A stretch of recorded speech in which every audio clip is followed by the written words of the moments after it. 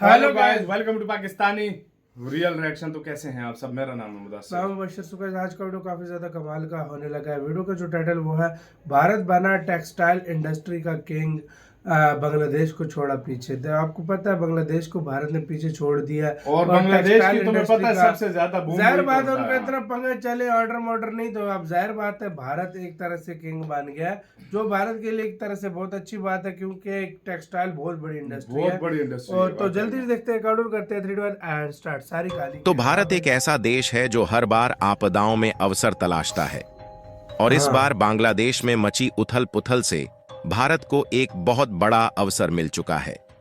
आज हम बात कर रहे हैं भारत के टेक्सटाइल इंडस्ट्री यानी कि कपड़ा उद्योग की, जो कि बांग्लादेश की इस उथल पुथल के कारण वैश्विक बाजार में नई उड़ान भरने जा रही है।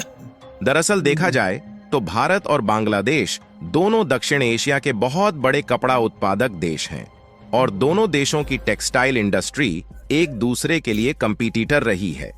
लेकिन दुनिया के ज्यादातर देशों में बांग्लादेश सस्ते दामों में अच्छी क्वालिटी के कपड़ों का एक्सपोर्ट करता है, जबकि वहीं भारत को दुनिया भर के देशों में टेक्सटाइल एक्सपोर्ट करने के लिए बांग्लादेश के कारण पीछे हटना पड़ता है। हालांकि अब जिस तरीके से बांग्लादेश में अशांति का माहौल छाया हुआ है और वहां पर चारों तरफ कर्फ्यू लगाया गया है, उसके कारण बांग्लादेश की सभी फैक्ट्रीज और कंपनियां बंद हो चुकी हैं। और इसी बीच बांग्लादेश में आपदा के कारण भारत की टेक्सटाइल इंडस्ट्री को अवसर मिल गया है, जिससे भारत की टेक्सटाइल इंडस्ट्री एक नए तरीके से उन देशों के एक्सपोर्ट मार्केट में अपना दबदबा बनाने जा रही है जहां पर अभी तक बांग्लादेश ने कब्जा कर रखा था। पूरी अपडेट क्या है इस वीडियो में समझते हैं, लेकिन आगे बढ़ने से पहले भारत ने एक बार फिर से आपदा में अवसर तलाश लिया है।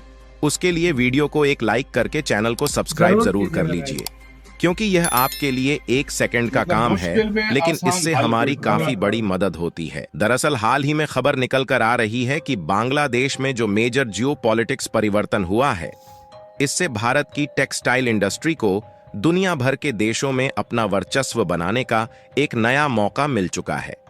देखिए, यह बात पहले ही क्लियर कर दें कि हम कभी भी भारत के किसी भी पड़ोसी देश में इस तरीके के जियोपॉलिटिक्स परिवर्तन को अच्छा नहीं कहते और इसे रोका भी नहीं जा सकता।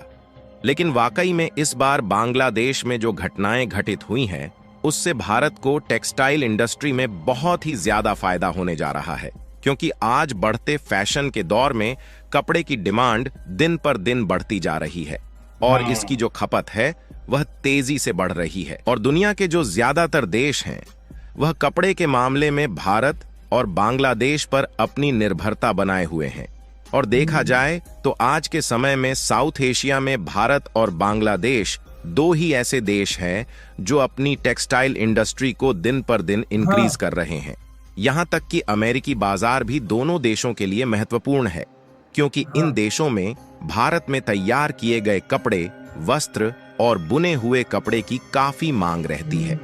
और रिपोर्ट की माने तो दुनिया भर में लगभग 100 से भी अधिक ऐसे देश हैं जहां पर भारत और बांग्लादेश में बनाए गए कपड़े की काफी ज्यादा मांग रहती है।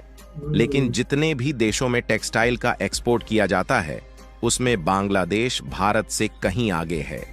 यहाँ पर सोचने वाली बात यह है कि बांग्लादेश भारत से छोटा देश होते हुए भी दुनिया के top textile producer and exporter वाले लीडिंग देशों में गिना जाता है। और बांग्लादेश दुनिया भर में टेक्सटाइल के एक्सपोर्ट मार्केट पर कब्जा इसलिए किए हुए है क्योंकि बांग्लादेश में जो टेक्सटाइल इंडस्ट्रीज हैं, उनमें कपड़े के उत्पादन के लिए बहुत कम श्रम लागत लगती है। श्रम लागत कम होने के कारण ओवरऑल टेक्सटाइल का जो प्रोडक्शन है, उसकी लागत भी काफी ज्यादा कम हो जाती है। और बांग्लादेश के टेक्सटाइल मैन्युफैक्चरर की लागत कम होने के कारण बांग्लादेश अच्छी क्वालिटी के कपड़े सबसे सस्ते दामों में दूसरे देशों में बेचता है, जिससे बांग्लादेश को टेक्सटाइल के मामले में आज भी कोई देश कंपटीशन नहीं दे पाता। लेकिन इसी बांग्लादेश की जो जियोपॉलिटिक्स है, वह पूरी तरह से बदल चुकी है, और बांग्लादेश में जो हालात चल रहे हैं, इसको तो आप सभी जानते ही होंगे कि किस तरीके से बांग्लादेश में क्राइसिस चल रहा है। और वहां से पीएम शेख हसीना अपनी जान बचाकर भारत में आ चुकी है, और पूरे बांग्लादेश में इस समय कर्फ्यू लगा हुआ है, और जो फैक्ट्रियां और कंपनियां थीं, वह पूरी तरह से बंद पड़ चुकी है। जिसके कारण वैश्विक बाजार में जो बांग्लादेश का व्यापार है वह ठप हो गया है।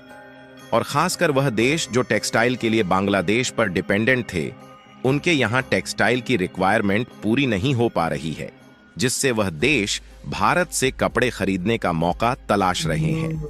यानी कि कहने का मतलब ये है कि भारत, जो कि इस समय टेक्सटाइल प्रोड्यूसर और एक्सपोर्टर के मामले में दुनिया का चौथा सबसे बड़ा देश है, इस भारत की टेक्सटाइल मैन्युफैक्चर कंपनियों को उन सभी देशों की मार्केट में घुसने का नया रास्ता खुल चुका है, जहां पर अभी तक बांग्लादेशी टेक्सटाइल एक्सपोर्टर अपना दबदबा बनाए हुए थे। फिलहाल आपको बता दें कि इंडियन टेक्सटाइल मैन्युफैक्चरर आज के समय में भी हर साल अरबों डॉलर का टेक्सटाइल एक्सपोर्ट करते हैं। और पिछले साल 2023 की बात करें तो भारत का टेक्सटाइल का एक्सपोर्ट लगभग 47 बिलियन अमेरिकी डॉलर था, जिसमें बने बनाए कपड़े और खुले हुए वस्त्र शामिल है, जिनका इस्तेमाल करके पैंट, शर्ट, समीज सलवार, कुर्ता और साड़ियों के साथ साथ अंडर गारमेंट्स और लेटेस्ट गारमेंट्स बनाए जाते हैं। इसके अलावा कच्चे माल का एक्सपोर्ट भी भारत के द्वारा दूसरे देशों में किया जाता है। इसी के साथ यार वीडियो खत्म। लेकिन भारत को भाई, भारत को इनडायरेक्टली देखो, अब भारत के इससे कोई लाभ नहीं है, लेकिन जाहिर बात है इनडायरेक्टली भारत को इसका फायदा होगा कि भारत भाई, भारत को भी हर देश और देगा। देखो, पहली बात यह है कि इंडिया हमेशा बांग्लादेश को साथ लेकर हाँ, उसके सपोर्ट इंडिया ने कभी नहीं कहा कि यार मैं इंडिया ने फुल हमेशा कभी भी टेक्सटाइल पे बूस्ट नहीं दिया ताकि बांग्लादेश थोड़ी बहुत सेल करता रहे। यार बांग्लादेश पता है क्या, एक टाइम ऐसा भी था कि पाकिस्तान से इंडस्ट्री उठकर सारी बांग्लादेश शिफ्ट हुई थी। बिजली सस्ती देता था, टैक्स नहीं लगाते थे, गैस वगैरह जो भी चीजें थी वो सस्ती मिलती थी। पाकिस्तान में क्यों इंडस्ट्री तबाह हो गई है। और अभी ये एक तरह से इनडायरेक्टली भारत के लिए अपॉर्चुनिटी आ गई है बहुत ज्यादा, और बहुत बड़ा इससे भाई भारत को देखो जिनको ये चीज चाहिए ना, वो इतना वेट नहीं करते कि भाई हम महीनों वेट करें, इंडस्ट्री खुलेगी तो हम लेंगे। भारत की कोई अच्छी ऑफर मिल गई तो आराम से वो ले लेंगे। हाँ भाई, दुकानदारी का असूल ये है कि आपके पास अगर एक कस्टमर है जो आपसे हमेशा सामान लेता है, आप हमेशा उसकी कदर करो, उसके साथ चलो, सही चली। एक दफा भी आपका कस्टमर किसी दूसरी दुकान पे चलेगा, वो दोबारा वापस नहीं आता। तो ये होता है। इस टाइम भारत को एक तरह से इनडायरेक्टली फायदा मिल गया। भारत ने कुछ किया ही नहीं है, और खुद मतलब जो अफसर है वो भारत के पास आ गया। जो ऑर्डर बांग्लादेश का इंडिया को मिलेगा, वो दोबारा बांग्लादेश में मुझे नहीं लगता जाएगा। तो आपका कैसे सारे मामले के ऊपर क्या कहना है, अपनी कमेंट सेक्शन में दे। आप क्या सोचते हैं, अपना बहुत ज्यादा ख्याल रखना चाहिए।